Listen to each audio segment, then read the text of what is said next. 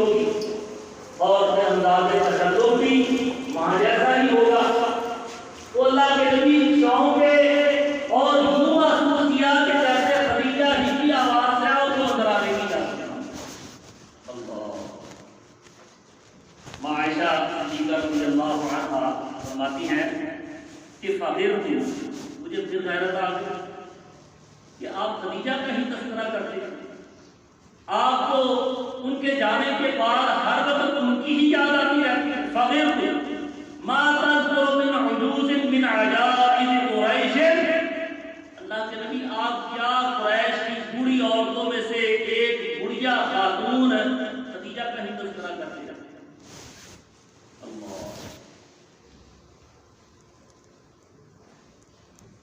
ماں صاحبہ کی ایک بیٹی زینب رضی اللہ عنہا، ان کے خامن تھے عاص، ابو العاص. وہ بھی مسلمان نہیں ہوتے لیکن اسلام کی طرف میلان تھا. نبی صلی اللہ علیہ وسلم ہجرت کر کے مدینہ المنورہ تشریف لے آئے. مدینہ المنورہ آمد کے بعد کفر اور اسلام کا سب سے بڑا پہلا معرکہ کون سا تھا؟ بدر. راوی بیان فرماتے ہیں کہ قریش کے ابھارنے پر، قریش کے مجبور کرنے پر ابو العاص بھی اس معرکہ بدر کے اندر قریش کی طرف سے مسلمانوں کے خلاف میدان بدر کے اندر کھڑے. اللہ نے بدر میں مسلمانوں کو فتح سے ہمکنار کیا. قریش کے 24 بڑے بڑے سردار واسطے جہنم پلیت بدر کے اندر 70 کل مارے گئے میدان بدر کے اندر. 70 گرفتار ہوئے. ان 70 گرفتار ہونے والوں کے اندر اتفاق سے پیارے نبی کے یہ داماد زینب رضی اللہ عنہا کے خامد ابو العاص بھی کچھ 70 قیدیوں کے اندر مدینہ المنورہ. اللہ اب ان قیدیوں کے متعلق فیصلہ جو ہوا، کیا ہوا کہ ان کو فدیہ لے کر آزاد کر. اب قریش کی جانب سے اپنے عزیز و اقارب کے لیے، اپنے رشتہ داروں کے لیے فدیہ آ رہا ہے اور فدیہ وصول کر کے قیدیوں کو چھوڑا جاتا ہے. عائشہ صدیقہ رضی اللہ عنہا حدیث کی راویہ ہے، بیان فرماتی ہے کہ ابو العاص کی طرف سے بھی مال کا مطالبہ کیا گیا مسلمانوں کی طرف سے. ظاہر مسلمانوں کو اور وہاں کوئی ایک آدمی ڈکٹیٹر نہیں ہوتا تھا. حالانکہ اللہ کے نبی ہے اور اللہ کے نبی کا پیارا داماد ہے، پیاری بیٹی زینب رضی اللہ عنہا آپ کی لفظ جگر کا سامنے. لیکن یہاں کا تربا پروری نہیں ہے اسلام کے اندر، ڈکٹیٹرشپ نہیں ہے. حالانکہ اللہ کے نبی ہے اور مسلمان چاہتے تو خیال کرتے کہ چلو اللہ کے نبی کے داماد ہیں بغیر فدیہ کے ان کو چھوڑ دیا. لیکن مقابلہ کیا گیا کہ جس طرح باقی قیدیوں کی طرف سے فدیہ وصول ہو رہا ہے، ابو العاص کی طرف سے فدیہ بھی آنا چاہیے تاکہ ابو العاص کو بھی آزاد کر دیا جائے.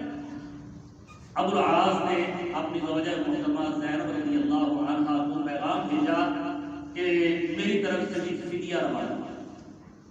اللہ تو زینب رضی اللہ عنہا نے اپنا وہ ہار جو ان کی ماں محترمہ خدیجہ رضی اللہ عنہا نے ان کو شادی کے وقت ہدیہ تحفہ دیا. مائیں اپنی بیٹیوں کو زیور پہناتی ہیں تو ماں صاحبہ نے بھی اپنی بیٹی کو زیور پہنایا تھا شادی کے موقع پر. تو وہ ماں کا دیا ہوا ہار زینب رضی اللہ عنہا نے اپنے خامد ابو العاص کی رہائی کے لیے فدیہ کے طور پر مدینہ المنورہ.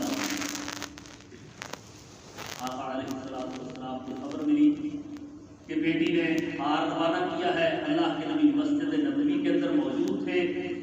آقا نے وہ ہار پکڑا اور ماں عائشہ صدیقہ رضی اللہ عنہا فرماتی ہیں کہ رق لہا رقۃ شدیدۃ، وہ ہار دے کر پیارے نبی کے اندر رک کر پیدا ہوا۔ زارو کتاب آنکھوں سے آنسو جاری، اللہ رق لہا رقۃ شدیدۃ، سخت رقت جسم کے اوپر طاری ہوئی۔ یہ میری زوجہ خدیجہ کا دیا ہوا ہار میری بیٹی کو آج دنیا کے اندر بیٹی اپنے خاوند کی رہائی کے لیے ہار روانہ کر رہی ہے۔ اللہ اکبر۔ تو اس وقت پھر آقا علیہ السلام نے مسلمانوں سے ایک درخواست کی، اللہ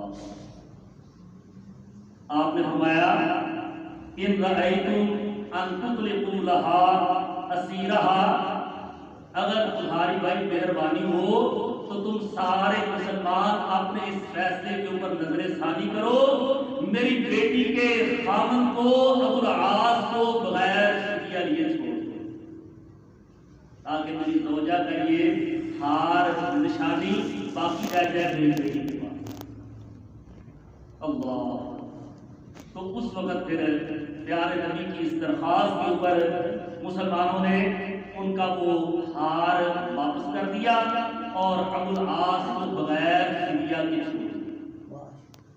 پھر آقا علیہ السلام نے ابو العاص کو مکہ کی طرف روانہ کرتے ہوئے فرمایا کہ آپ میرے بیٹے جا کر میری بیٹی کو مدینہ المنورہ روانہ کر۔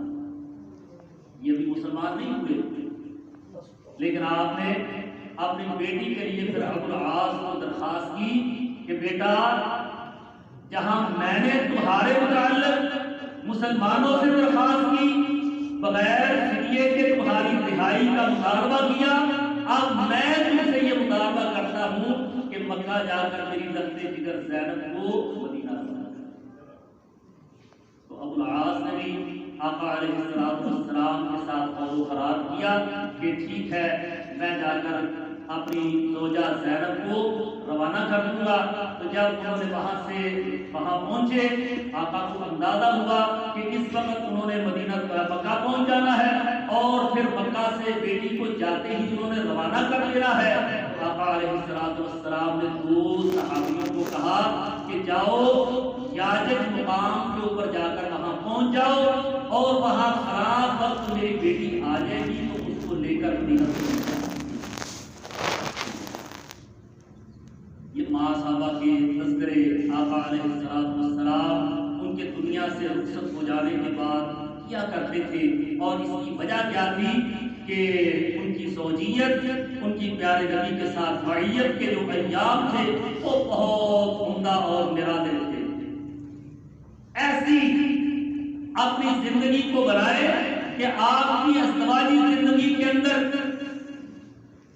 سکون، اطمینان، آپس کے اندر تعلق اور واسطہ ایسا قائم ہو جائے کہ سارے دکھ، پریشانیاں، تکلیفیں وہ انسان کے بھول جائے، ایک دوسرے کے درد کا ساتھی، ایک دوسرے کے ساتھ معاونت، ایک دوسرے کے ساتھ مشکل اوقات کے اندر ساتھ دینا اور پھر درد کے اندر معاونت کرنا، جس طرح ماں خدیجہ رضی اللہ عنہا نے کی۔ حتیٰ کہ جس سال ماں صاحبہ دنیا سے رخصت فرمائی اسی سال آپ کے چچا، آپ کے معاون، ممدو، مددگار ابو طالب وہ بھی دنیا سے اسی سال رخصت ہوئے۔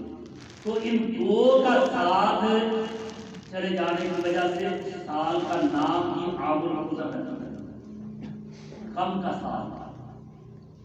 آقا کو اتنا ان دونوں کے جانے کا غم ہوا کہ اس سال کا نام ہی عام الحزن پڑ گیا۔ کیا ساتھ ہے، ایسا اللہ تعالیٰ ہمیں بھی اپنے گھروں کا ماحول، اپنی ازدواجی زندگی کو خوشگوار، پرسکون بنانے کا اللہ تعالیٰ ہمیں بھی ایسا طریقہ عطا فرمائے کہ ہم ایک دوسرے کے اذکار و دروود کو پڑھیں اور ایک دوسرے کے معاون اور مددگار بنیں، مشکلات کے اندر ایک دوسرے کا ساتھ دے، غم اور تکلیف کے اندر ایک دوسرے کے ساتھی بن جائے۔ یہ ہے وَمِنْ آيَاتِهِ أَنْ خَلَقَ لَكُم مِّنْ أَنفُسِكُمْ أَزْوَاجًا وَجَعَلَ بَيْنَكُم مَّوَدَّةً وَرَحْمَةً۔ اللہ نے فرمایا کہ میری نشانیوں میں سے یہ نشانی ہے کہ میں نے تمہاری ہی نو سے، جس نو سے تمہیں بنایا اسی نو سے تمہاری بیویاں بنائی، کس لیے؟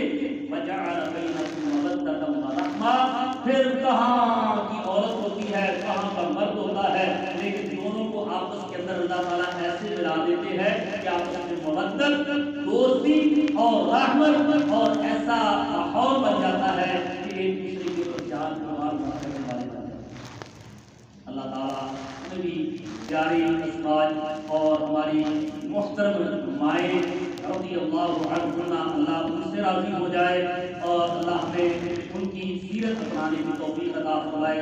ہماری خواتین کو، امہات المؤمنین کو اپنا قدوہ، اپنا آئیڈیل، اپنا ماڈل، افسانے نہیں، اس سے کہانیاں نہیں، ڈائجسٹ نہیں، ان ازواج محترمات کا مطالعہ کر کے ان کی سیرت کو پڑھ کر ایسی زندگی اللہ بنانے کی توفیق عطا فرمائے۔